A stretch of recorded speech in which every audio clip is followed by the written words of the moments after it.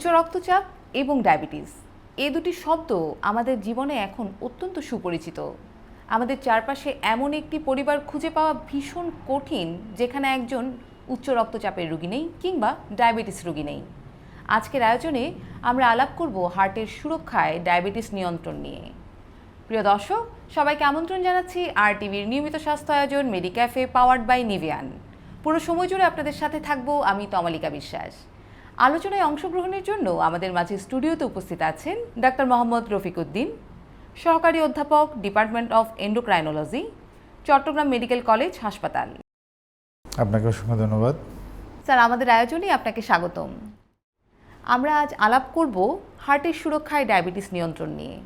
আয়োজনের শুরুতেই তাই আপনার কাছ থেকে জানতে চাইব, ডায়াবেটিস এবং হৃদরোগ এই দুটির মধ্যে কী ধরনের সম্পর্ক রয়েছে? চমৎকার একটা কোশ্চেন আপনার।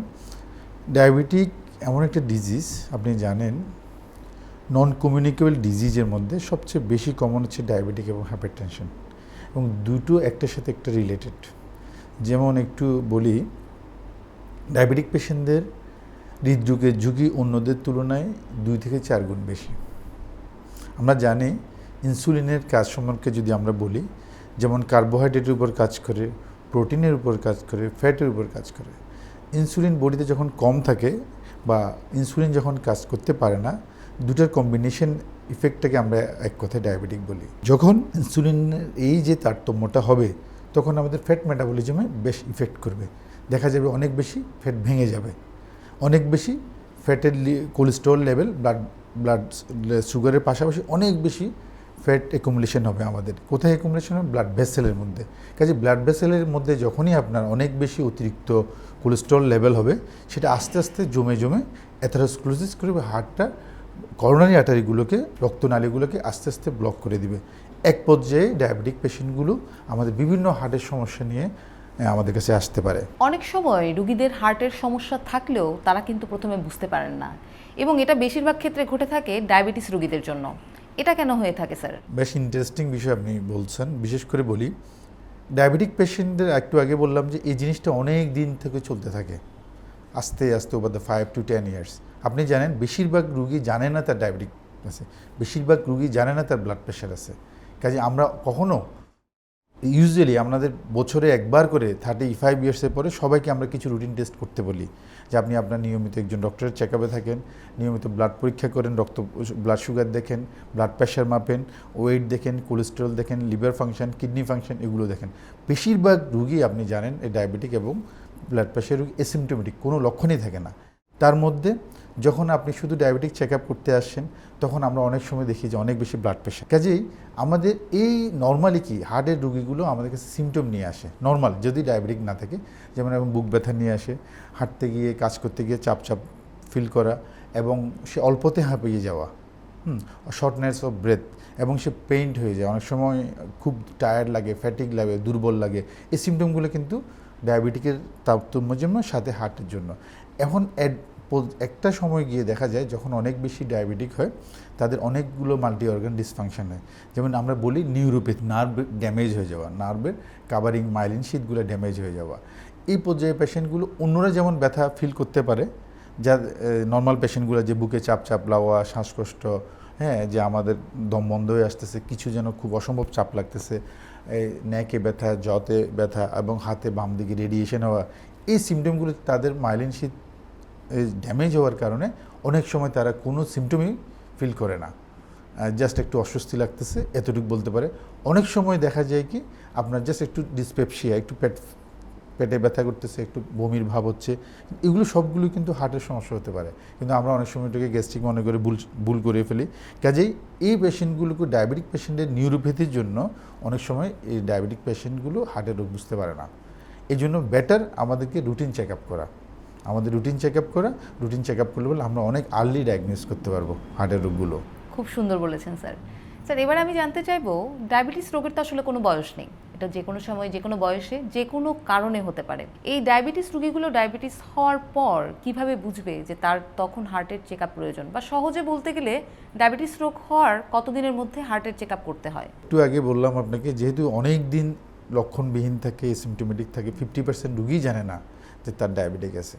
কাজে ওটাও যখন কন্টিনিউয়াস প্রসেস, একটু একটু ব্লাড গ্লুকোজ বাড়তেছে, একটু একটু ফ্যাট অ্যাকুমুলেশন হচ্ছে ব্লাড ভেসেলের মধ্যে, হার্টের সমস্যা হতেই থাকে। কাজে আপনি যখনই ডায়াবেটিক ধরা পড়বে তখনই আপনি বেটার আপনাকে হার্টের টেস্টগুলো করে ফেলতে হবে।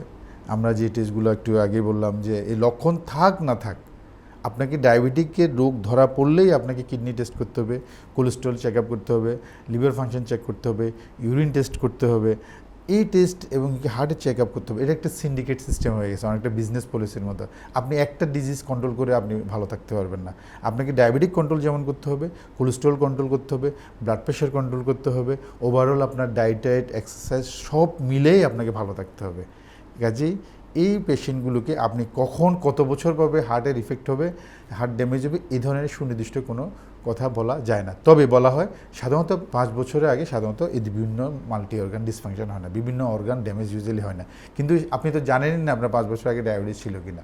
তো সেই জন্য আমরা বলি যখনই রোগ ডায়াগনোসিস হবে, ডায়াবেটিক ডায়াগনোসিস হবে, তখনই আপনি এটা থ্রো চেক আপ করে নিতে হবে। স্যার, এবারে আমরা কথা বলবো খাদ্যাভ্যাস নিয়ে। ডায়াবেটিস রোগীদের তো অনেক নিয়ম মেনে চলতে হয়, তাহলে খাদ্যাভ্যাস কি হৃদরোগের ঝুঁকি কিছুটা কমায়? অবশ্যই। এই বিষয়টা দেখেন, আমাদের ইয়াং যারা just college student, university student, একদম বয়স কম, জাস্ট টিনেজ ক্রস করে আসে, আমরা দেখা যায় হঠাৎ করে সে এক্সপায়ার করে গেছে, হার্ট অ্যাটাক হয়ে গেছে। আপনি এর মেইন ইস্যুটা হচ্ছে যে ওবেসিটি। আমরা স্বাস্থ্য সচেতন ছিলাম না। আমরা বাচ্চারা যেটা করে আর কি, chips, chocolate, ice cream, cold drinks এই ধরনের খাবারগুলো খুব পছন্দ করে। কাজেই আপনি এমনি যখন ওয়েট বেশি থাকে প্রি ডায়াবেটিস হয়ে যাবেন, এমনি আপনার প্রি ডায়াবেটিক হলে কোলেস্ট্রল বাড়া থাকবে। তাতে আপনি যদি এই ধরনের খাবারগুলো খান, হ্যাঁ, স্যাচুরেটেড ফ্যাট, এই ধরনের খাবারগুলো খেলে আপনি তো আগে থেকে একটু ডিজিজের মধ্যে চলে আসেন, ওভারওয়েট। এই কন্ডিশনে যদি কন্টিনিউ এই ধরনের ডায়েটারি হ্যাবিট, যেমন আমাদের চট্টগ্রামে যেমন মেজবান নিয়মিত অংশ, যে কোনো অনুষ্ঠানে আমাদের এই জিনিসটা আমাদের এখানে খুব বেশি চলে। কাজে এই ইয়াংদের মধ্যেও আপনার এই ধরনের খাবারগুলোকে আপনাকে পরিমিত করতে হবে। ওই ডিজিজটাকে আপনি এই ধরনের খাবার নিয়মিত খাওয়ার ফলে অনেক বেশি তাড়াতাড়ি নিয়ে আসছেন। যেটা হওয়ার কথা ছিল 50-60-তে, দেখা গেলো আমরা 30 বছর বয়সে হার্টের রোগী হয়ে যাচ্ছি। 30 বছর বয়সে যেখানে হার্টের রোগী ইউজুয়ালি আনইউজুয়াল হতে পারে, যাদের জেনেটিক ডিজিজ আছে, যাদের প্রিমেচিওর ফ্যামিলি হিস্ট্রি আছে হার্ট ডিজিজের, তাদের ইউজুয়ালি হতে পারে। কিন্তু আদারওয়াইজ সাধারণত 30-এর আগে ইউজুয়ালি হয় না, খুব কম, রেয়ারেস্ট ঘটনা হতে পারে। শুধু আপনি ওয়েট কন্ট্রোল করে, এক্সারসাইজ করে এবং নিয়মিত খাবার পরিবর্তন করে আপনি 50%-এর বেশি জেনেটিক কজ ছাড়া, যেগুলো মডিফাইবেল কারেক্টেবল ডিজিজ, আপনি হার্ট ডিজিজটাকে অনেক দূরে সরে নিতে পারবেন, ডায়াবেটিককে প্রিভেন্ট করতে পারবেন, ডায়াবেটিকটাকে ডিলে করতে পারবেন। কাজে খাদ্য অভ্যাস এবং এক্সারসাইজ দুটো হচ্ছে part of important issue before treatment. ট্রিটমেন্টের অংশই শুরু হবে ডায়েট এবং এক্সারসাইজ দিয়ে, তারপর আপনি ড্রাগস শুরু করবেন। স্যার, খাদ্যাভ্যাসের পাশাপাশি আপনি কিন্তু ডায়েটারির সাথে আমাদেরকে এক্সারসাইজের কথা বলেছেন। আমরা সেটা কিভাবে মেনটেন করতে পারি এবং এতে করে হৃদযন্ত্রের কি ধরনের উপকার হতে পারে? আমরা একটু প্যাথোফিজিওলজি, রোগটার মূলে যদি যেতে চাই, আমরা এক্সারসাইজ, আপনি জানেন বেশিরভাগ ডায়াবেটিক পেশেন্টের হচ্ছে ইনসুলিন রেজিস্ট্যান্স থাকে। তো ইনসুলিন রেজিস্ট্যান্স যখন থাকে, ইনসুলিনটাকে ঠিকমতো কাজ করতে পারে না, তখন টিস্যুতে ব্লাড ভেসেলে যে ইনসুলিনটা এডিপোজ টিস্যু, লিভার, কিডনিতে, আপনার মাসেলের মধ্যে ইনসুলিন ব্লাড গ্লুকোজটাকে ঢুকাতে হেল্প করে। কাজে ব্লাডে গ্লুকোজ লেভেলটা কমে আসে। একইভাবে ব্লাড প্রেশার যখন আপনার বেশি থাকে, আমরা শুধুমাত্র এক্সারসাইজ করে কার্ডিয়াক পাম্প অ্যাক্টিভিটি বাড়ায় অনেক সময় সামান্য যাদের বর্ডার লাইন ডায়াবেটিস থাকে বা বর্ডার লাইন প্রেশার থাকে, এগুলো এক্সারসাইজের মাধ্যমে আমরা কমানো সম্ভব। এগুলো হচ্ছে আলটিমেটলি আমাদের হার্ট মাসেলটা খুব অ্যাক্টিভ হয়, কার্ডিয়াক পাম্প অ্যাবিলিটিটা অনেক ভালো হয়। আমরা ওয়ার্কলোড যখন দেখি, ওয়ার্কলোড যখন দিই, তখন দেখা যাচ্ছে যে আমাদের হার্টের অ্যাক্টিভিটি অনেক ভালো থাকে। কাজে এই ওভারঅল ওয়েট কমানোর মাধ্যমে ডায়েটের পাশাপাশি আমরা হার্টের অ্যাক্টিভিটিটাকে, যাতে পাম্পের অ্যাক্টিভিটিটাকে সচল রাখার জন্য আমরা এই কাজগুলো যদি এক্সারসাইজটা ঠিকমতো করি, দেখা যায় যে ড্রাগের পাশাপাশি আমরা অনেক অল্প ডোজ, মিনিমাম ইনসুলিনের মাধ্যমে আমরা এক্সারসাইজ যদি অ্যাড করে দিই, দেখা যায় যে নিয়মিত যদি করি, দেখা যায় অনেক বেশি আপনার কমপ্লিকেশন প্রিভেন্ট করা যায়। স্যার, আমরা এই বিষয়ে আপনার কাছ থেকে আরও বিস্তারিত জানবো ছোট্ট বিরতির পর। প্রিয় দর্শক, আপনারা দেখছেন RTVর নিয়মিত স্বাস্থ্য আয়োজন মেডিক্যাফে, পাওয়ার্ড বাই নিভিয়ান। ফিরবো কিছুক্ষণের মধ্যেই, আমাদের সাথেই থাকুন।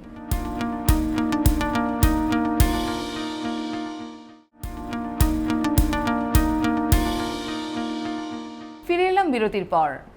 আপনারা দেখছেন RTVর নিয়মিত স্বাস্থ্য আয়োজন মেডিক্যাফে পাওয়ার্ড বাই নিভিয়ান।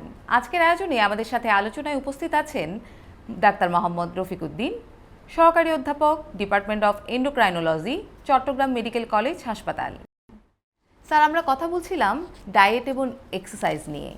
আমরা এবারে যদি জানতে চাই, ধূমপান এবং মানসিক চাপ হৃদরোগের ঝুঁকি আসলে কতটা বাড়িয়ে দেয়? কিছু অভ্যাস মানুষের আছে যেটা ইচ্ছে করলে কারেক্ট করা যায়। তার মধ্যে হচ্ছে ধূমপান আর হচ্ছে অ্যালকোহল। যদিও আমাদের দেশে এটা অত্যন্ত কম। দুটো ইচ্ছে আমরা ইচ্ছে করলেই ছাড়তে পারি, কমাতে পারি। এই দুটো জিনিস আসলে ওই যে আমি আপনাকে বললাম ডিসলিপিডিমিয়া, ব্লাড এবং হার্টের যে ব্লক, এক্সারবেশন, অ্যাথারোস্ক্লোসিস প্রসেসটাকে অনেক বেশি বাড়িয়ে তোলে। কাজে অগমেন্টেশন, আপনার যে নর্মালি যে ডায়াবেটিকের কারণে আপনার কোলেস্ট্রল লেভেল বেড়ে যাচ্ছে, সাথে যদি আপনি এই ফ্যাক্টরগুলো নিয়ে আসেন, যে স্মোকিংয়ের একটা ফ্যাক্টর, এই প্রসেসটাকে সে আরও বেশি দ্রুত করে। সেই জন্য যাদের যাদের ডায়াবেটিক প্রেশার, সাথে যদি স্মোকিং থাকে, অ্যালকোহলের হ্যাবিট থাকে, তাহলে আগে যেটা বললাম 5 বছর 10 বছর পরে হয়তো বা সিমটম আসতো, সেটা দেখা গেছে অনেক আগে চলে আসবে। কাজেই আমাদের এই বিষয়গুলো আমাদের একটু অ্যাভয়েড করা উচিত। এটাতে আমরা অনেক বেশি সুস্থ থাকার সম্ভাবনা। স্যার, কিছুক্ষণ আগেই আপনি কিন্তু ওবেসিটি নিয়ে কথা বলছিলেন। এই ওজন কমানো বা ওজন নিয়ন্ত্রণ করে কিভাবে আমরা হৃদরোগের ঝুঁকিটা কমাতে পারি, সেই বিষয়ে স্যার আমাদেরকে একটু বুঝিয়ে বলবেন। একটা পেশেন্টের ওয়েট 90 কেজি, তাতে দেখেন তার হার্টের যদি আগে থেকে উইকনেস থাকে, তার 90 কেজি বডি, তার হার্ট পাম্প করার জন্য খুবই ডিফিকাল্ট, এই মেনটেনটা করার জন্য। একটা লোককে যদি আপনি 10টা ইট একসাথে নিতে দেন, তার জন্য খুবই ডিফিকাল্ট হয়ে যাবে।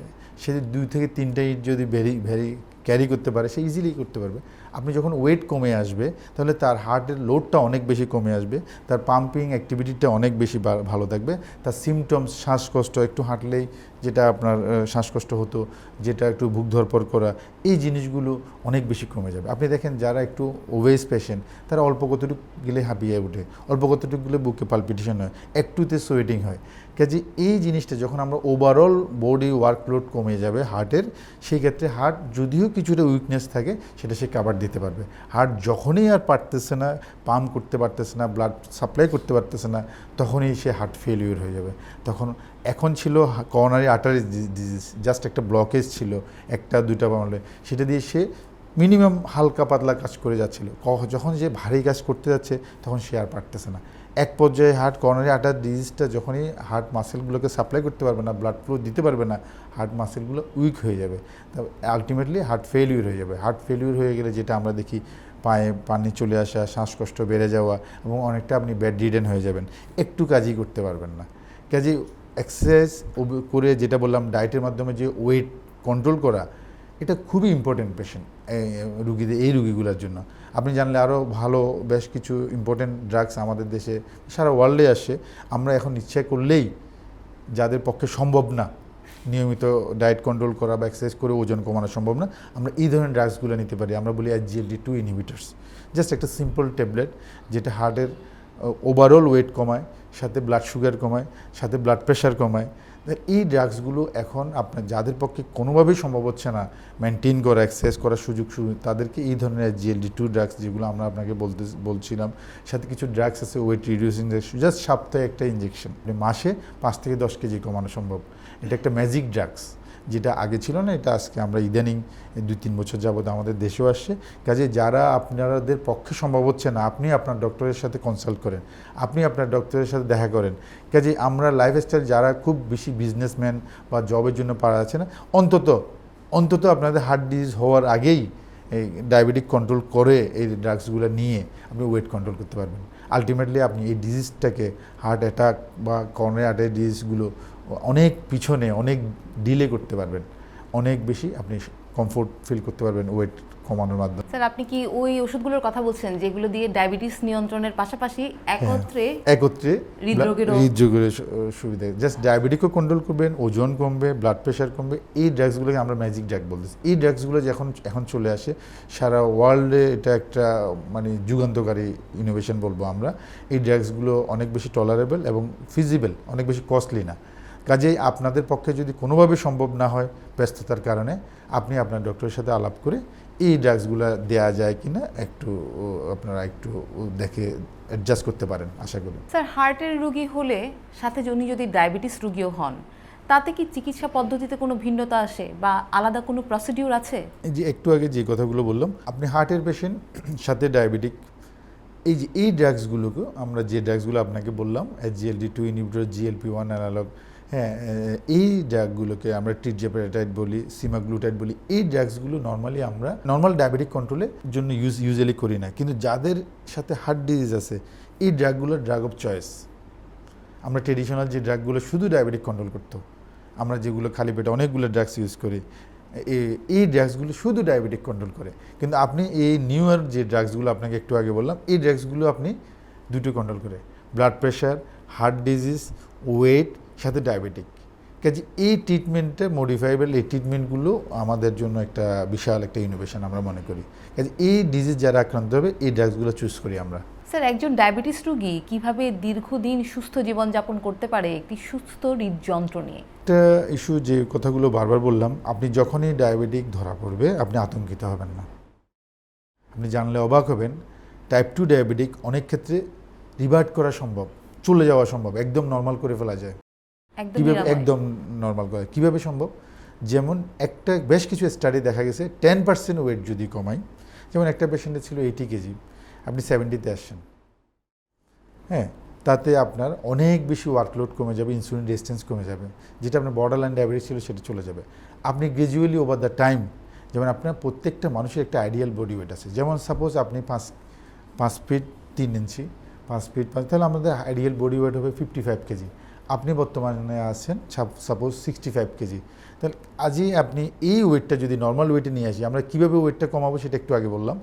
তাতে দেখা যাবে আপনার যে ডায়াবেটিকটা ছিল একসময় আপনি গিয়ে দেখবেন আমার তো ডায়াবেটিক নাই, আমি ফুল নর্মাল রেঞ্জ। কাজেই এই যে ওয়েট রিডিউসিং করে ডায়েট এক্সারসাইজ করে অনেক ক্ষেত্রে ডায়াবেটিক প্রিভেন্ট করা যায়, ইভেন কি রিভার্ট করা যায়। হয়ে গেছে ছিল এক সময় ডায়াবেটিক, এখন নাই। কাজে এই সুযোগগুলো আপনাদেরকে নিতে হবে, আতঙ্কিত হওয়া যাবে না।